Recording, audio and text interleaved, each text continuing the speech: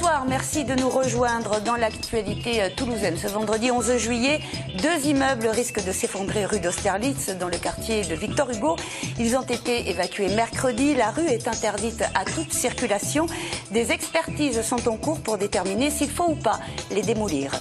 J-3 avant la fête nationale du 14 juillet et le retour très attendu des festivités à la Prairie des Filtres. L'implantation pyrotechnique est ambitieuse. Le feu d'artifice sera tiré de 24 barges placées au milieu de la Garonne. Les enfants privés ou éloignés de leurs grands-parents peuvent retrouver un papy ou une mamie grâce à l'association Grands Parrains. Les grands-parents de cœur bénévoles offrent du temps et de l'affection aux familles qui le souhaitent.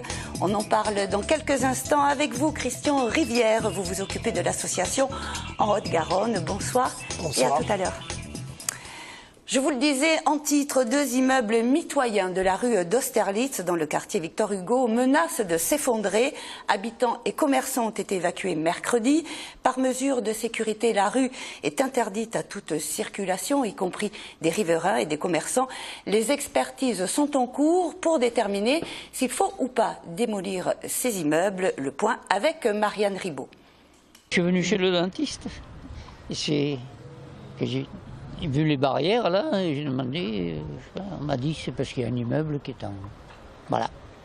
La fermeture de la rue d'Austerlitz depuis mercredi est l'attraction du quartier Victor Hugo. Ce matin, tout le monde se demande ce qu'il se passe. Cette situation complexe fait des commerçants des victimes collatérales. Le commerce est fermé et j'ai pas pu prévenir mes clients, enfin, j'en sais rien. Je sais pas si je vais pouvoir réouvrir. Là, tant qu'on n'a pas d'informations, moi j'ai rien à donner à mon assurance. Je sais pas s'il y a eu un arrêté municipal pour bloquer la rue, je pense que oui. C'est le ping-pong, là c'est très compliqué, c'est toujours pareil. Le périmètre de sécurité est établi sur presque toute la rue. Les numéros 4, 6 et 8 sont en cause. C'est un problème d'affaissement qui devra se gérer entre les assureurs, commerçants et propriétaires. C'est un problème privé dont les commerçants se retourneront contre les personnes privées, mais à nous aussi de les accompagner peut-être et de voir avec eux comment on pourra les accompagner plus tard. Bien sûr, dans le cadre de leur activité, ça met un coup au centre-ville, dans une rue quand même qui est assez commerçante, qui est derrière, proche de Victor Hugo. Donc il faut tout mettre en œuvre pour faciliter leur redéploiement. C'est un point noir dans la ville rose qui risque d'occuper les services préfectoraux et ceux de la mairie une bonne partie du mois de juillet. Faudra-t-il abattre ces immeubles ou les étayer? La question reste posée. Mercredi dernier, un enfant de 8 ans, originaire de la région parisienne, est décédé au centre hospitalier de Val d'Ariège. Il séjournait en colonie de vacances à Ascou en compagnie de 38 autres enfants de sa commune. Le procureur de Foix, Olivier Caracoche, a indiqué que l'autopsie réalisée jeudi à Toulouse montrait que l'enfant était mort d'une infection digestive aiguë et qu'elle n'avait pas révélé de vulnérabilité digestive particulière préexistante chez cet enfant. Il a souligné que de nouvelles analyses du corps étaient nécessaires pour identifier la cause de cette infection. La colonie a été fermée. Le rapatriement de tous les enfants dans leur famille a commencé hier. Ceux de Villeneuve-le-Roi, d'où est originaire l'enfant décédé, sont partis aujourd'hui en fin de matinée pour prendre un TGV cet après-midi à Toulouse. Vous le voyez sur ces images. Hier soir, 7 enfants ont été pris de vomissements et de nausées lors de leur voyage retour en région parisienne. 2 autres qui se trouvaient encore au chalet Saint-Bernard ont été hospitalisés la nuit dernière et ce vendredi matin, la préfecture de l'Ariège, où la cellule de crise est toujours active, n'a pas fourni de précision sur l'âge, la commune d'origine ni l'état de santé de ces 2 nouvelles victimes. Rappelons que le préfet de l'Ariège, Nathalie Marcien, a indiqué que l'eau du robinet du chalet où a séjourné l'enfant décédé était contaminée depuis début juillet par une bactérie coliforme et que de l'eau en bouteille avait été fournie aux enfants. La piste de l'eau n'est pas la seule possible, a toutefois mis en garde la préfet. C'est l'une des conséquences de l'arrêté municipal anti-prostitution signé lundi dernier par le maire de Toulouse, Jean-Luc Moudenc. 30 prostituées ont été verbalisées dans la nuit de mercredi à jeudi et ont écopé d'une amende à 38 €. Une opération conjointe menée par les polices municipales et nationales, ces travailleuses du sexe, racolées dans des lieux désormais interdits à la prostitution, à savoir dans les secteurs de Matabio, des Ponts-Jumeaux, des Minimes, des Sept-Deniers et du Raisin. Les prostituées manifestaient en fin d'après-midi, place du Capitole contre cet arrêté. Un jardin potager thérapeutique, vecteur de lien social, c'est en résumé le concept que vient d'inaugurer la clinique Pasteur. L'établissement met à contribution les salariés et bientôt les patients pour cultiver des légumes et des fruits sur le toit de l'établissement. Les légumes références tels que les haricots et cet hiver les blettes ont été sélectionnés par le cuisinier de la clinique. Ils doivent permettre d'accompagner 1500 plats du jour une fois par mois. On écoute Jean-Francis, c'est un ancien salarié de la clinique Pasteur. Il est aujourd'hui retraité et chargé de l'entretien des jardinières. On l'écoute au micro d'Émilie de Freitas. L'idée de venir ici, c'est qu'un de mes copains m'a demandé, et ça m'a plu parce que d'abord je viens assez souvent dans la clinique, vu que j'y ai travaillé 35 ans, et ensuite parce que chez moi, je m'occupe d'un jardin aussi, voilà, depuis l'âge de 14 ans. Et je suis là pour les suivre, pour leur faire voir et leur dire ce qu'il faut couper, pas couper. Tant que j'ai le courage, ça va. Jamais fatigué. En cette période de vacances d'été, de nombreux enfants partent en vacances chez papy-mamie. Hélas, tous n'ont pas cette chance. Éloignement, décès, problèmes familiaux, de nombreux enfants sont privés de grands-parents et d'une relation épanouissante au plan familial. C'est pourquoi, depuis plus de 15 ans, l'association Grands Parrains met en relation des enfants qui souhaitent retrouver des grands-parents et avoir avec des papis et des mamies, avec eux, des papis et des mamies de cœur bénévoles. Christian Rivière, bonsoir. Bonsoir. Vous êtes le correspondant à Haute-Garonne de l'association. Alors vous allez nous dire en quelques mots en quoi consiste ce parrainage. Qu'est-ce que ça veut dire d'être grand parrain ou grand marraine? Alors le principe, c'est de mettre en relation des enfants qui sont privés de grands-parents. Soit qu'ils soient éloignés ou bien qu'ils n'existent pas. Et que doivent faire ces grands-parents? Alors, ces grands-parrains. Ces grands-parrains, ce sont des grands-parrains. C'est un engagement. L'engagement, ils sont bénévoles et ils vont donc aider des enfants à bénéficier de ce que leur procureraient les grands-parents naturels. Des activités? Des activités diverses. Ça peut être les amener voir un musée, ça peut être les amener en vacances, les prendre de temps en temps les week-ends. Donc ça crée un lien social supplémentaire pour ces enfants qui sont plus ou moins isolés pour des raisons difficiles. Pourquoi c'est important pour un enfant de garder un lien avec un senior? Nous pensons qu'il faut que les enfants aient un lien avec des personnes âgées.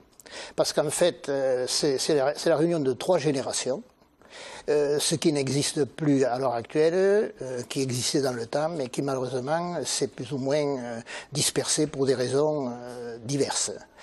Et donc par conséquent, c'est quand même important d'avoir ce contact avec des gens qui ont une autre expérience que leurs parents.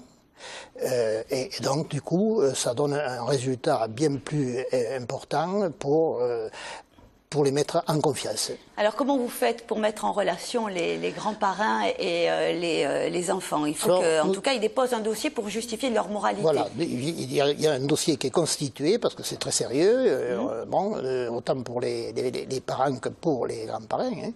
Donc il y a 3 étapes, il y a des rencontres. La première rencontre, ça se passe avec les parents d'abord et puis avec les grands-parents par la suite, par le biais du correspondant.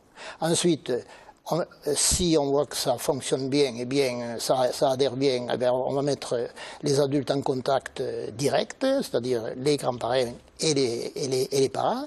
Et puis si tout semble bien, comment dirais-je, la relation se met en place. La relation est bien installée, à ce moment-là, la rencontre va se faire avec l'enfant ou les enfants. Parce soit des grandes marraines, on va dire, oui. Soit des couples. Voilà. On peut pas, un homme seul, ça peut pas marcher. Non, le principe de l'association, c'est qu'on n'admet pas qu'un homme seul puisse parrainer un enfant. Pour quelle raison? C'est-à-dire que vous pouvez deviner que en fait, les histoires de pédophilie sont à l'origine de cette décision. Est-ce que finalement ces liens qui se tissent entre les enfants et les grands-parents, les grands-parrains sont des liens durables?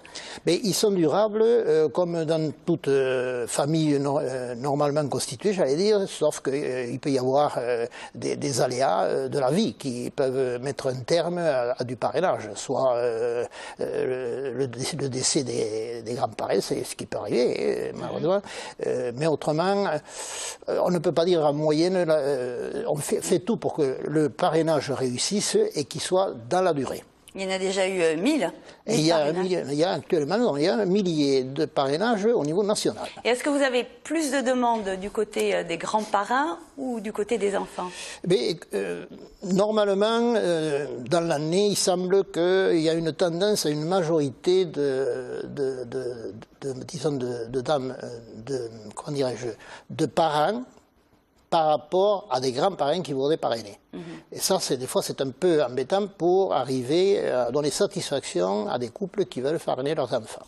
Donc, en fait, vous êtes à la recherche de grands-parrains? Oui, exactement. Et donc, si on veut plus d'informations, on peut aller sur votre site grandparrain.fr. Exact. Merci d'être venu pour nous parler de cette belle initiative.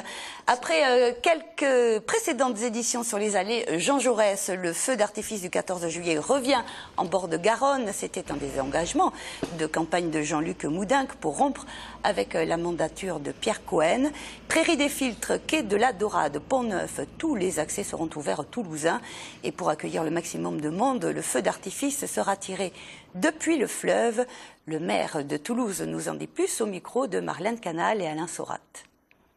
Nous revenons sur les bords de la Garonne, c'est-à-dire un des endroits les plus beaux, les plus magiques de Toulouse. On sort du cadre un peu étriqué et très contraint du fait des constructions des allées Jean Jaurès. Et chose nouvelle, on va mettre la Prairie des Filtres à la disposition des Toulousains.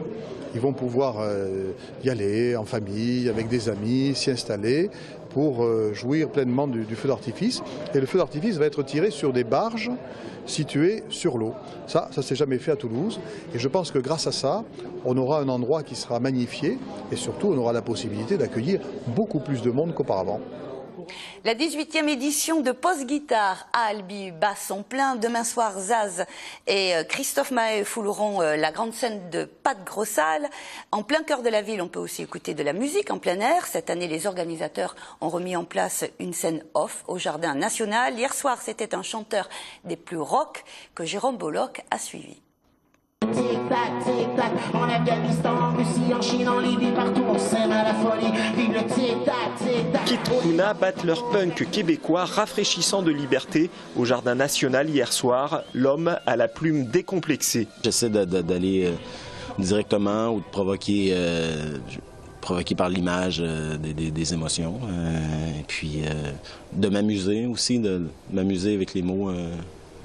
J'ai des tendances dadaïsme peut-être un peu, puis en même temps des trucs hyper simples. Donc j'aime pas me cantonner à vraiment un type de chanson ou un type d'écriture. Pause Guitare, c'est également l'énorme machine que constitue le site de Prat Grossal. Ce soir au programme Skip the Use, Détroit et consorts. Et c'est ainsi que s'achève cette édition. Merci de votre fidélité. On fait une pause à compter d'aujourd'hui. On part tous en vacances. Vous pourrez suivre à nouveau votre journal local dès le 1er septembre. Excellente soirée à tous.